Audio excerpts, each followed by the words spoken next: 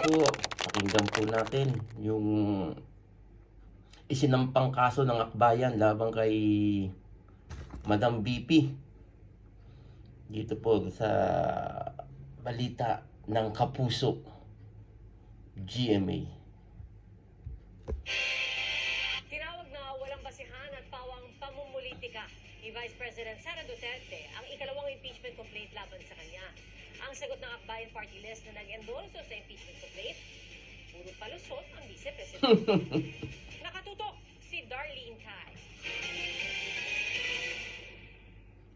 Ang impeachment complaint na inendorso ng Akbayan ay isang papel na walang kalakip na kahit anong ebidensyang magpapatunay sa mga paratang na isinasaad dito.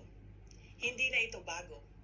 Pumalag si Vice President Sara Duterte sa ikalawang impeachment na isinampa ng civil society at religious groups na inendorso ng ML Party List at Akbayan Party List. Paulit-ulit nilang ibinandera ang isyung Mary Grace Piatos bilang umano'y bahid ng katiwalian.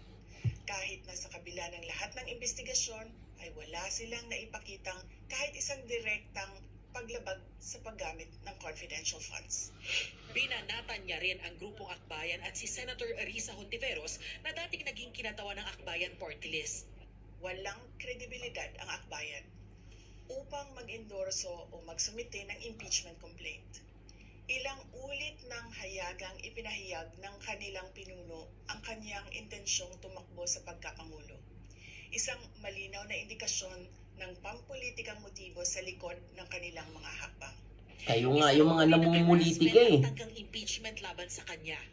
Kaya malinaw na lahat ng ito ay isang uri ng harassment at pang-aabuso sa proseso ng impeachment ng grupong Akbayan.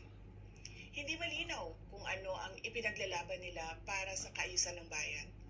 Pero napakalinaw ng kanilang pamumulitika at pagpapahirap sa usaping diplomasya ng ating bansa. Buwelta ng Akbayan, puro palusot daw ang bisi at hindi pa rin maipaliwanag kung saan napunta ang mahigit 612 million pesos na confidential at intelligence funds ng Office of the Vice President at Department of Education. Funny, for something she insists has no merit, it rattled her enough to release a video message.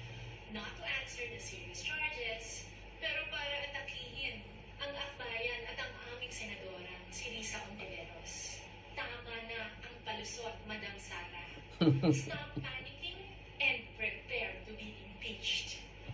Sa isang pahayag, sinabi ni ML Party List Representative Laila De Lima na matibay ang ebidensyang inilatag sa inendorso nilang impeachment complaint. Patunayan daw dapat ng bise na walang basihan ang mga alegasyon dahil kung hindi, dapat daw siyang managot sa mga akusasyon ng paglustay sa pera ng taong bayan. Sinisikap pa ng GMA Integrated News na kunin ang panig ni Senator Hontiveros. Nasa tanggapan na ni House Speaker Boji Dia ang dalawang verified impeachment Ayun. complaints laban sa bise. Ang inaabangang susunod na hakbang ay ang maisama ito sa order of business sa plenaryo ng Kamara. Ang nagpakilalang dating civilian intelligence agent Ayan, ni VP yari ka Sara ngayon. habang si dating Pangulong Rodrigo Duterte na si Ramil Madriaga handa raw humarap sa pagdinig sa Kamara sakaling ipatawag siya. Ilan sa mga akusasyon ni Madriaga ay pinondohan umano ng mga drug dealer at pogo ang election campaign ni VP Sara noong 2022. Siya rin daw ang bagman o taga-deliver ng bise ng malalaking halaga ng pera. Pero paglilinaw ni Madriaga, walang lumapit o nag-abiso sa kanya na isinama ang kanyang affidavit sa reklamong inendorso ng Akbayan Group. Nung mai-file tong impeachment na to, hindi ko nga namin alam na gagamitin.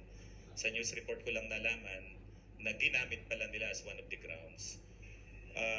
After filing, wala akong lumalapit na i-ready na or what. Nauna nang pinabulaanan ni VP Sara ang mga alegasyon ni Madriaga. Para sa GMA Integrated News, Darlene Cai, nakatutok 24 oras. Dalawa pong So, hintayin na lang po natin kung ano pong magiging desisyon ng Kongreso sa susunod po. Maraming salamat po.